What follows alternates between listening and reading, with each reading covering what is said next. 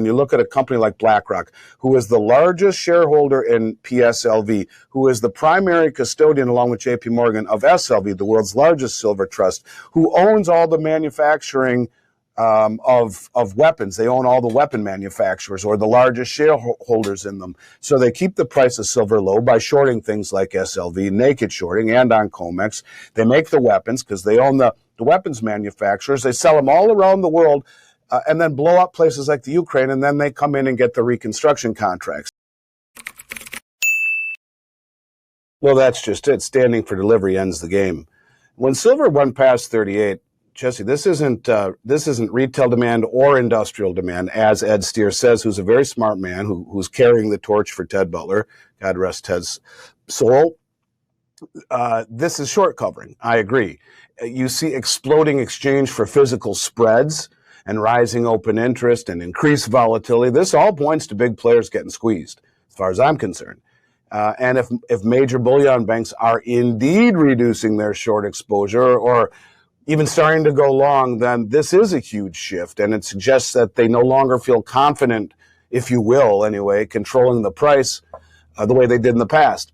And they did that naked shorting, meaning, as an example, if I have 1 million ounces of silver in my warehouse, which isn't unusual, I will sell 1 million ounces short on paper, and so that I'm market neutral. One goes up, one goes down commensurate. That's a covered short. A naked short is you just short with the expectation of the price going lower, and you cover it, and you don't ever have to, you cover it, or you don't need to cover it, and you don't ever have to deliver because the price goes the way you think. And if you're a bullion bank and you just keep shorting and shorting and shorting and shorting, you overwhelm the longs who get margin called and finally bail.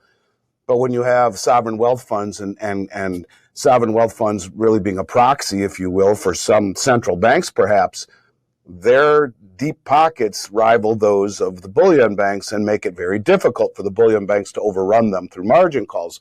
So yeah, I really do think we may be witnessing the beginning of the end of the silver price manipulation. I hate to say that and be wrong because I think these are very powerful players, but I think that it's becoming a game that has been exposed. For all of the years that they've controlled the price going all the way back to the London gold pool, there was never anyone wealthy enough, sophisticated enough, motivated enough to challenge the Comex. The closest one to it were the Hunt brothers in 1980. But now you're seeing governments and sovereign wealth funds that are demanding real metal and real delivery. And these deliveries, to me, are, being, not only that, they're being withdrawn from the Comex. You mix all of that in with the exchange for physical spreads widening and the deliverable supplies tightening and the increased volatility. To me, it is a classic short squeeze. And I think the bullion banks are starting to reevaluate, if you will, the wisdom of doing this. And it used to be easy money. It's not so easy anymore. And I don't know. I think that this is the kind of development that leads right into price momentum and maybe even a de-risking of the price manipulation. In other words, this is a big deal if you're on the wrong side of it. And I think if I were a board member to one of these banks, I'd say, what the hell are you doing? Time to quit this game. It's just too risky. So yeah, it doesn't surprise me that Ed would say that. And let's hope he's right, because no one really knows the real price of silver. And it hasn't been allowed to find price discovery in forever because of the shorting. You have 8 Western banks, and this is Ed's own information, he'll tell you, that have controlled the largest naked short position in the history of the Comex market ever. And it's in silver. Why are 8 banks holding down the price is the bigger deal. And that's when we get into the military-industrial complex, as you and I have talked about. But that was a game that didn't have challengers. And the challenging is standing for delivery with deep pockets. And that's when things began to change. And that seems to be the path that we're heading down right now. So I am cautiously optimistic that we may actually be witnessing the beginning of the end of the silver price manipulation. Price is irrelevant. In reality, silver's inelastic. It's an inelastic component in industrial applications, solar panels, medical devices, electric vehicles, or military. That means that, in essence, that even if the price of silver rises, manufacturers must continue to buy it to meet their performance standards, or just because it's the only thing that works in those products, and it's usually in such small amounts, it doesn't matter. What really matters in rising price, see, I think the reason they kept the price down is less to make cheap weapons, because in essence those weapons cost so much damn money that if you're putting 500 ounces in a Tomahawk missile, yeah, it would add up over time, but at that level, when you're selling missiles for $20 million a piece or whatever they cost, what's a few hundred or a few extra $1,000? It's really nothing. It's more along the lines of the control of the silver price, to me, has kept everyone out of the market. Because it's been counterintuitive in its nature, in its movements. You look at the silver squeeze crowd, who was all, really disenfranchised, watching the price come back down from $31 in 2021, when it hit $30, and then bang, you got, what was his name, the head of the CFTC at the time, who said we had to tamp down the price of silver. And it did. It went straight down, and it hasn't come back up until now. And so you have, I think, more along the lines of demand control in an asset class that is depleting in nature. Remember, we talk about right now a 92-to-1 gold to silver ratio. But Keith Neumeier will tell you it's coming out of the ground, its mining ratio is 7-to-1.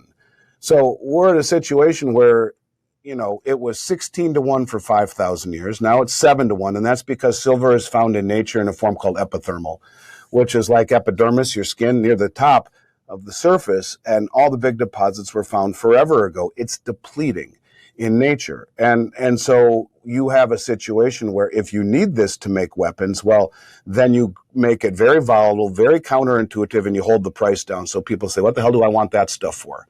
If it's not going up when there's record inflation and chaos and COVID and all of these things, well, will it ever go up? To your point, you have all these comments. It'll never not go up, or will never go up because they can control it forever. No, that's not the case. And I think that's really the issue, is that its rise in price would signal to the world that this is something people should own, and would quickly crowd them out of available supply. And while there's good supply on the retail market, you look at the industrial bars, they're disappearing. You look at the level, as I mentioned, the lowest float ever in the history of the LBMA. And so there isn't enough supply at the industrial level, at the top level, to allow silver to run, because you attract more demand then. And gold and silver are those kinds of investments. The higher the price goes, the more interest there is in it. It's different. Normally you look at other things and see the price go and people get afraid. Not with gold and silver. When it runs, it signals, I think people make that move understanding that the dollar's in trouble, the market's in trouble. And that's why they've held it down. It's more about available supply to me than it is the cost of things. If you need 1/8 of an ounce of silver in an iPhone, if the silver price triples, who cares? You still need it, and it's not going to materially change the price of the product. That's why it's inelastic. So for me, Jesse, it's not about price as much as it is availability. In a world where it's disappearing geologically, where the above ground supplies are disappearing, and that's evidenced by, as well, all of these deliveries to Comex are leaving Comex. Well, where's it going? Who's taking it? Why? And then if that's gone, then what? Where do you get it? We're having another structural demand, another fifth or sixth year in a row, 250, 260, 280 million ounce shortfall between supply and demand. And that might be why you see China flying all around the world as the second largest producer in the world, buying doré and concentrate, because they know that ultimately it is needed for their country, for the future. And as Eric Young, who is one of my favorite, you should have him on your show, King Kong on Twitter, I think it's YEUNG. He lives in Hong Kong. He says China is indeed doing this. They're joining the West and suppressing the price and going all around the world, gobbling up silver in ways that disintermediate the price in the market realization of what they're doing. They're using this as a tool for accumulation, as we use it as a tool to keep people out of the market so that we can build high-tech weapons and sell them all around the world. And you look at a company like BlackRock, who is the largest shareholder in PSLV, who is the primary custodian, along with JP Morgan, of SLV, the world's largest silver trust, who owns all the manufacturing of weapons. They own all the weapon manufacturers or the largest shareholders in them. So they keep the price of silver low by shorting things like SLV, naked shorting, and on Comex. They make the weapons because they own the weapons manufacturers. They sell them all around the world and then blow up places like the Ukraine, and then they come in and get the reconstruction contracts. It's a game of war and reconstruction and of BlackRock controlling it all. But this is changing because you have players now standing for delivery. And so I don't care how high it goes. It's not going to materially change manufacturing because of its inelasticity, but it will if all of a sudden you just can't find any available silver because people realize just how critical it is. It is not industrial. It is critical, and it should be. It should be at the top of the list of things that are massively important to any government in any country to secure their future. Yeah, man, look, you have a 40-plus year cup and handle formation. From a standpoint of technical charting, technical analysis, that's as strong as it gets. Clearing 39 or touching 39, not only in spot this morning, but in the futures market last week. That's the strongest showing, as you mentioned, since 2011. The resistance that we see that it cleared was the $37 to $38 range. And, that sets the stage for certainly, in fact, I wouldn't be surprised, and I hate even saying something like this, but I wouldn't be surprised to see it go through 40, 41 this week. There's very, very little resistance at these levels because if you look at the so-called resistance, it had traded at those levels for not more than a day or two on its way, up and down, which were very quick. And so that is, to me, not really resistance. It's mild resistance at best. You look at the gold to silver ratio, which is still massively elevated. Last I looked last night, it was 92. That's historically a massive bullish signal for mean reversion, as it's called, where you revert to the mean, where, the average price for the past 150 years, that ratio has been about 42 to 1. That's man's price. That's man's ratio. God's ratio, or the mining ratio, is roughly 7 to 1. In fact, I just saw Keith Neumeyer at the Rule conference last week. And again, he says, yeah, it's coming out of the ground at 7 to 1. Now, you have all these fundamental drivers that people are talking about: clean tech, electronics, monetary demand. Of course, you also have the defense demand that we've talked about before. These are all tightening fundamentals. And what's really different, aside from the technical breakout, the seasonal tailwinds, the strong fundamentals, all the things that you'll read in Bloomberg, to me, is that we are seeing massive deliveries on Comex and on the LBMA. In fact, we're seeing big deliveries off the Shanghai Exchange. You're seeing a demand for physical delivery that is very unusual. The largest deliveries in the history of the Comex in May, and then again in June, huge deliveries. You're talking massive, massive, massive change where you're seeing it might be the second largest. I think the one Warren Buffett delivered all of his silver to the Comex for SLV, I don't know how many years ago. That might be the single biggest. But if I'm not mistaken, the May delivery was the second largest delivery in the history of the Comex market. Now, who's doing all of this? And that, to me, is what's very different. You look at the LBMA, which is a T+1 settlement market, Jesse, where T is the trade day plus 1 settling. The third day, the bar should be moving. Well, they've been on a T+8 week settlement for quite some time now, 4 to 8 weeks, typically longer than the 4, closer to the 8. And they cite a shortage of manpower and trucks. Well, what that really is being caught with their pants down. And you take a look at their supply numbers. They have the lowest float that they've ever had in the history of the market since they've been keeping records. This is a 140-year-old exchange. I don't know how long they've been keeping records, but it's the lowest float, somewhere around 170 million ounces. So if you realize they have about 750 to 800 million ounces there, that means that the rest of the silver, minus the 140 or 50 million ounces, belongs to the ETFs primarily, like SLV, who ironically BlackRock and JP Morgan are the primary custodians. Don't get me down that path. But when you realize that, according to David Jensen, who does a marvelous job at analyzing the LBMA, that they're trading upwards ends of 1.9 billion ounces per day, which is 3.5 times annual global mine supply. At the same time, it's, in this case, about 12 times the float.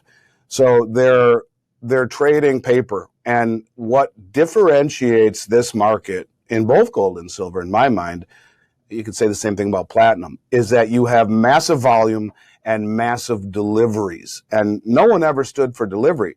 So it's kind of like Bernie Madoff, who everyone thought ran a great shop until people said, we need our money.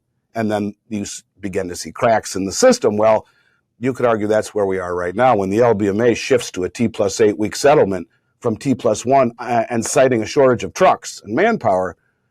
Well, you know, what could possibly go wrong? So, yeah, I think that we're on track for further gains. I would not be surprised to see $50 later this year. I wouldn't be surprised to see $40 later this week.